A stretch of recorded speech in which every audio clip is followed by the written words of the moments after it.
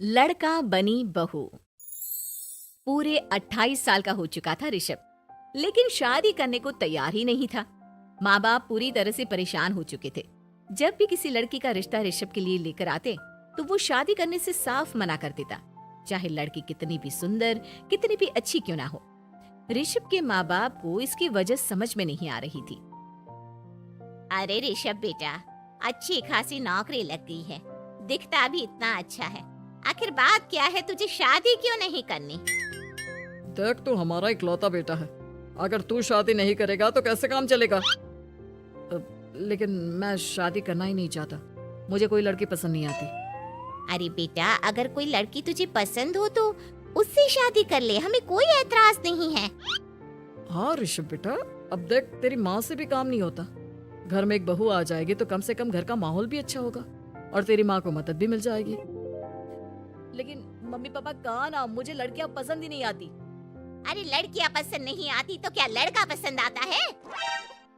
वो तो वक्त आने पर ही पता चलेगा। ऋषभ की बात सुनकर उसके माँ और पापा का सर चकरा जाता है। कुछ दिनों के लिए ऋषभ अपने ऑफिस के काम से शहर से बाहर जाता है और जब लौट कर आता है तो सामने का नजारा देखकर उसके माँ पापा बेहोश होते होते रह जाते हैं। अरे ये क्या, ये तुम्हारे साथ कौन है? माँ, ये दीपक है, मेरी पत्नी। हम दोनों ने शादी कर लिया है। दीपक तुम्हारी पत्नी कैसे हो सकता है? अरे दीपिका होती तो बात समझ में भी आती। ये तो लड़का है। तो क्या हुआ पापा, आजकल तो ये सब फैशन में है और मैंने आपको बताया था कि मुझे लड़कियां पसंद नहीं आती। अरे तो इसका मतलब ये थोड़ी है कि तुम दीपक को दीपिका बनाकर ले आओगे। मुझे बहू चाहिए, बहू के रूप में, ये आदमी नहीं। लेकिन मम्मी जी, मैं आपकी बेटे से बहुत प्यार करती हूँ, मेरा मतलब करता हूँ। अरे इसको तो करता हूँ करती हूँ का अंतर भी नहीं पता। लेकर जाए इसे वापस। अगर आपने इसे घर से बाहर निकाला पापा तो मैं भी इसी के साथ चला जाऊंगा। मैं ऋषभ के बिना जी नहीं सकती, मेरा मतलब जी नहीं सकता। हमारा जिंदगी भर का साथ है, प्लीज हमें अलग मत कीजिए मम्मी जी, पापा जी। हे भगवान, ये तूने क्या दिन दिखाया? तेरे बेटे को थोड़ी अकल दे दे, लड़के को बहू बनाकर घर में ले आया है। अब क्या होगा, हम दुनिया को क्या मुंह दिखाएंगे? माँ, बेकार में परेशान हो रही हो। दीपक आपके सारे काम करेगी और एक अच्छी बहू की तरह आपके साथ रहेगी, देखना। पहले तो खुद तो क्लियर कर ले कि यह कुछ करेगा या करेगी, बाद में हम सोचते हैं कि हम क्या करें। बहू के आने के बाद क्या कहते हैं, मुंह दिखाई की रस्म, तो आप भी वही कर लीजिए।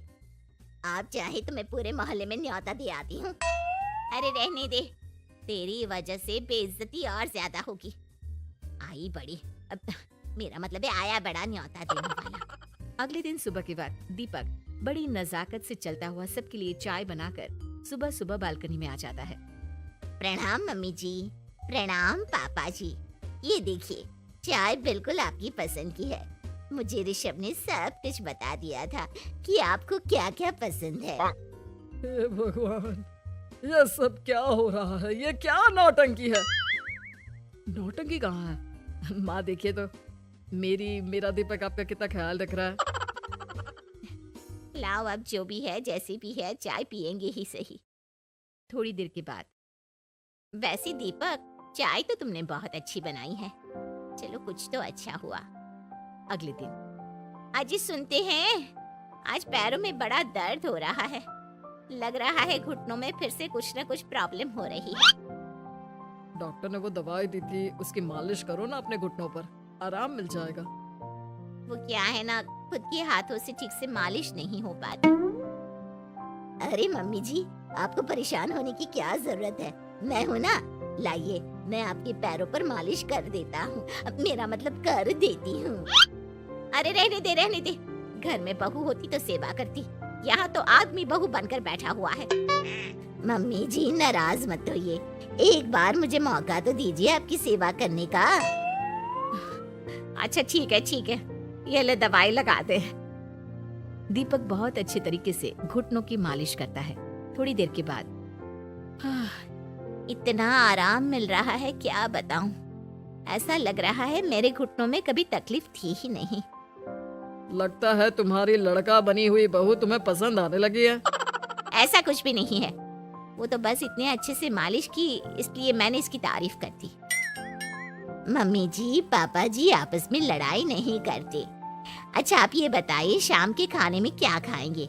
पनीर दाल मखनी पुलाव कुछ भी स्पेशल बता दीजिए। अरे भाई ये सारी चीजें मुझे तो खाने में बहुत ही पसंद है। तुम क्या कोई औरत हो जो पनीर दाल मखनी बनाओगी? हाँ, अरे लड़का हो तो लड़के की तरह बिहेव किया करो ना। भले ही मैं लड़का हूँ तो क्या हुआ, अब तो मैं ऋषभ की पत्नी और आपके घर की बहू हूँ, तो मुझे उसी तरह से रहना पड़ेगा ना। अच्छा ठीक है, जो तुम्हें पसंद है बना लो। आदमी रसोई में खाना बनाते हुए कैसे लगते हैं जरा मैं भी तो देखूं। शाम को दीपक सबके लिए अच्छा सा खाना बनाकर डाइनिंग टेबल पर लगा देता है। ऋषभ ऑफिस से जब लौट कर आता है, सब लोग खाना खाने के लिए बैठ जाते हैं। अरे वाह, क्या गजब का पनीर और दाल मखनी बनाई है।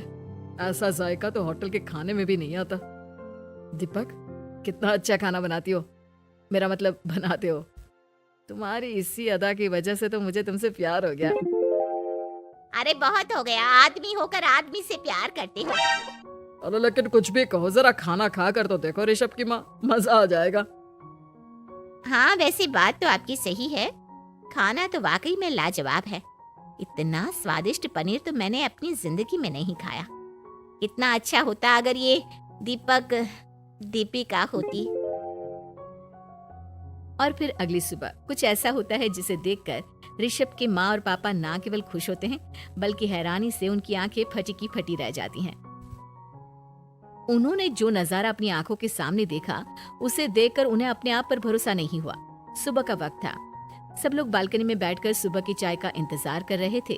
तभी रसोई में से एक बहुत ही खूबसूरत लड़की जिसके लंबे लंबे बाल थे और जिसने साड़ी पहनी हुई थी, हाथ में चाय की ट्रे लेकर वहां आती है। अरे ये कौन है? रातों रात हमारा लड़की बहू बन गया क्या? मुझे लगता है कोई सपना देख रहा है। इतनी सुंदर बहू तो हमने सपने में भी नहीं देखी। देखा माँ, जादू हो गया जादू। अरे लेकिन ये है कौन? तुम्हारा वो आदमी वाला पत्नी कहाँ चला गया? आपने मुझे पहचाना नहीं? मैं दीपक नहीं दीपिका हूँ।